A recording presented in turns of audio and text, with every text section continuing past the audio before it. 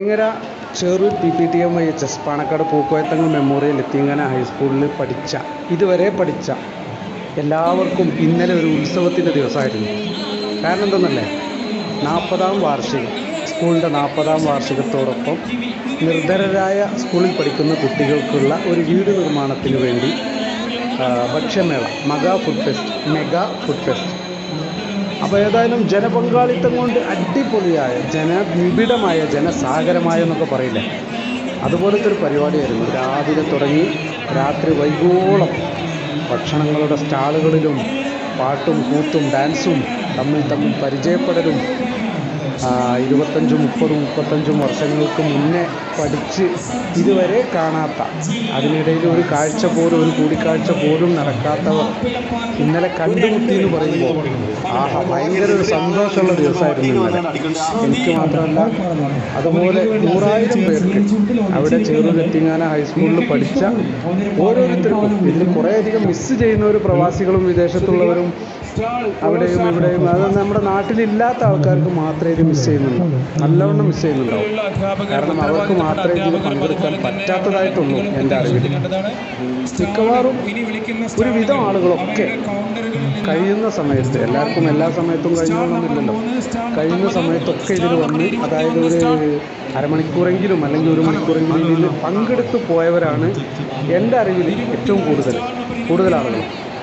പിന്നെ ഈ mega food ഫെസ്റ്റിൻ്റെ സ്റ്റാളുകളെ കുറിച്ച് പറയുകയാണെങ്കിൽ വിദ്യാർത്ഥികൾ തന്നെ ഉണ്ടാക്കിയ, അതായത് വിദ്യാർത്ഥികൾ അവരവരുടെ വീടുകളിൽ വെച്ച് അവരുടെ ഉമ്മമാരും ബാക്കിയുള്ളവരൊക്കെ ഉണ്ടാക്കിയ സാധനങ്ങളാണ് ഇവിടെ ലൈവായിട്ട് അവർ വിളമ്പിയത്. അത് വിളമ്പിയെന്ന് തന്നെ പറയണം, സൽക്കരിച്ചു എന്ന് തന്നെ പറയണം. അത്രയും ഫാസ്റ്റായിട്ട്, അത്രയും എനർജിക്കായിട്ട് വിദ്യാർത്ഥികളും ഈ ഫുഡ് ഫെസ്റ്റിൽ പങ്കെടുത്തപ്പോൾ അവരൊന്നും ഫോട്ടോ നമുക്ക് ഡയറക്റ്റായിട്ട് എടുക്കാൻ പറ്റാത്തതുകൊണ്ടാണ് വീഡിയോയിൽ ഉൾപ്പെടുത്തുന്നത്.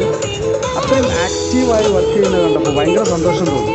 അതുപോലെ രജിസ്ട്രേഷൻ കൗണ്ടറുകൾ, പിന്നെ കഥ പറച്ചിലുകൾ, പാട്ടുപാടൽ, ഡാൻസ്, അങ്ങനെ ചെറിയ സ്റ്റേജുകൾ, 3-4 ചെറിയ സ്റ്റേജുകൾ വെച്ചിട്ട് പാട്ട് പാടുന്നത്, ഓരോരുത്തർക്ക് അവനവൻ്റെ കഴിവുകൾ തെളിയിക്കാൻ, ആളുകളുടെ ഇടയിലൊന്ന് പരിചയപ്പെടാൻ, ഒരു ബന്ധം കൊടുക്കാൻ ഒക്കെ അതിനൊക്കെ പറ്റിയ ഒരു വേദിയായി മാറി ഈ 40ാം വാർഷികത്തിൻ്റെ ഈ മഹാസമ്മേളനം തന്നെ പറയാം, മഹാസംഗമം എന്നും പറയാം, മഹാസമ്മേളനം എന്നും പറയാം. എന്തായാലും ചരിത്രത്തിൽ ഇടം നേടിയ ഒരു മീറ്റപ്പായി മാറി, ഒരു വാർഷികമായി. പാണക്കാട് പൂക്കോയത്തങ്ങൾ മെമ്മോറിയൽ എത്തിങ്ങാന ഹൈസ്കൂളിനെ കുറിച്ച് പറയുകയാണെങ്കിൽ അതിൻ്റെ കീഴിൽ 95 ബാച്ചിലാണ് ഞാനൊക്കെ പഠിക്കുന്നത്. 95 ബാച്ചിൽ തന്നെ ഞങ്ങൾ ചെല്ലുമ്പോൾ തന്നെ അവിടെ ഒരു എത്തിങ്ങാനുണ്ട്, ബോർഡിംഗ് മദ്രസയുണ്ട്, ബോർഡിങ്ങുണ്ട്.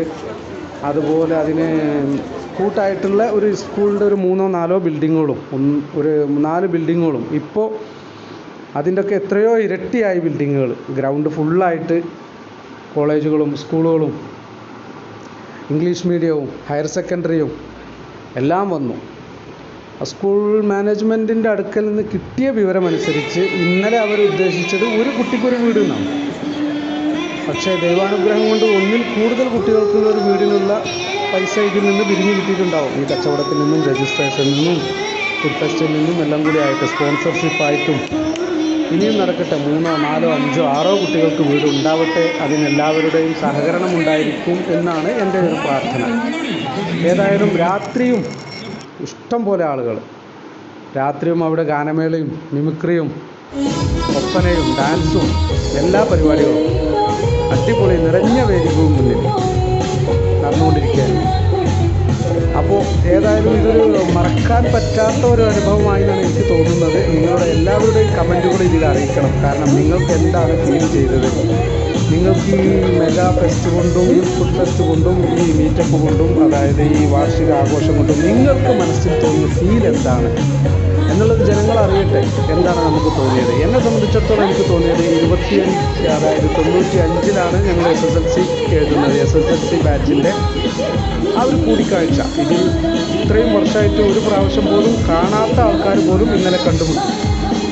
എനിക്ക് ആ ഒരു എക്സൈറ്റ്മെൻറ്റാണ് എനിക്ക് തോന്നുന്നത് കൂടുതലായിട്ടും. പിന്നെ ഈ ചാരിറ്റിയായ ഈ വീടിൻ്റെ നിർമ്മാണ പ്രവർത്തനങ്ങൾക്കുള്ളൊരു ചെറിയൊരു ഭാഗവാക്കാവാൻ നമുക്ക് സാധിച്ചത്, അത്രേ ഉള്ളൂ.